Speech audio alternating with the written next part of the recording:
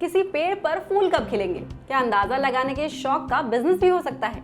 और क्या ये बिजनेस करीब 40,000 करोड़ रुपए का हो सकता है?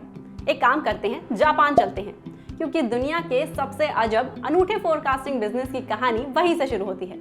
खूबसूरत गुलाबी फूलों से लदी टहनियां, जहां नजर घुमाएंगे सब इन्हीं रंगों में रंगा नजर आएगा।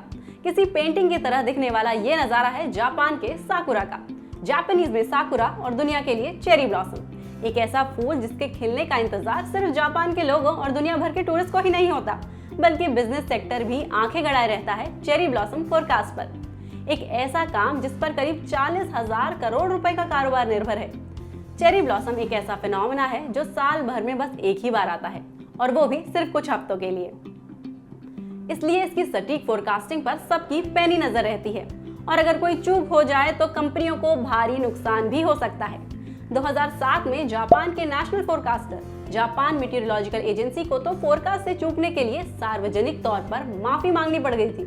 तो अब इस बात का तो आइडिया लग ही गया होगा कि चेरी ब्लॉसम फोरकास्टिंग एक सीरियस बिजनेस है। लेकिन ऐसा क्यों?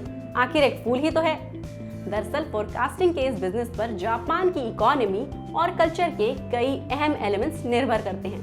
पहले बात बिजनेस की। जापान की tourism industry cherry blossom forecast पर सबसे ज्यादा डिपेंडेंट है। कांसाई यूनिवर्सिटी के एक एनालिसिस के मुताबिक जापानियों और विदेशियों को मिलाकर 6 करोड़ से ज्यादा लोग चेरी ब्लॉसम के इन खूबसूरत नजारों को देखने जापान पहुंचते हैं और घूमने के दौरान 20,000 करोड़ रुपए से ज्यादा खर्च करते हैं। ये तो हुई टूरिज्म की बात, लेकिन लोकल दुकानों से लेकर बड़े ब्रांड्स भी अपने चेरी ब्लॉसम प्रोडक्ट से बिजनेस को बूस्ट करने का कोई मौका नहीं छोड़ते। कोका कोला हो या किट कैट, सभी साकुरा या चेरी ब्लॉसम बेस्ड पैकेजिंग से लेकर फ्लेवर बाजार में उतारते हैं। स्टारबक्स भी अपनी लिमिटेड एडिशन साकुरा कॉफी और थीम मर्चेंडाइज से साकुरा लवर्स को अपनी ओर खींचता है। परफ्यूम इंडस्ट्री भी चेरी ब्लॉसम की खुशबू से महक उठती है।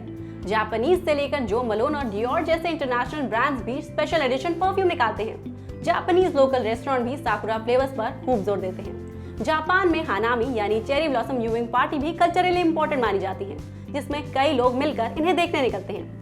देश के अलग अलग क्षेत्रों में लोग चेरी के पेड़ों के नीचे बैठकर समय बिताते हैं, लेकिन अब यह सिलसिला परंपरा के साथ साथ कारोबार का हिस्सा बन चुका है।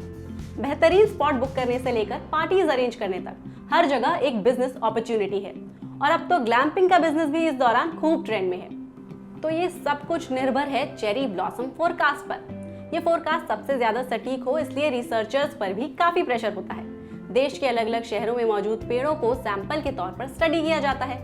मौसम के पैटर्न और पिछले डेटा को मिलाकर तय होता है कि इस बार चेरी ब्लॉसम किस समय और कहां फुल ब्लूम में दिखेगा। आमतौर पर मार्च एंड से अप्रैल की शुरुआत में ये खास फूल खिलते हैं। देश में करीब 1000 जगहों पर यह नजारा दिखाई देता है ना ये दिलचस्प बिजनेस? तो कारोबार और आपके काम की ऐसी ही और जानकारी पाने के लिए वीडियो को लाइक करें और BQ प्राइम हिंदी को सब्सक्राइब।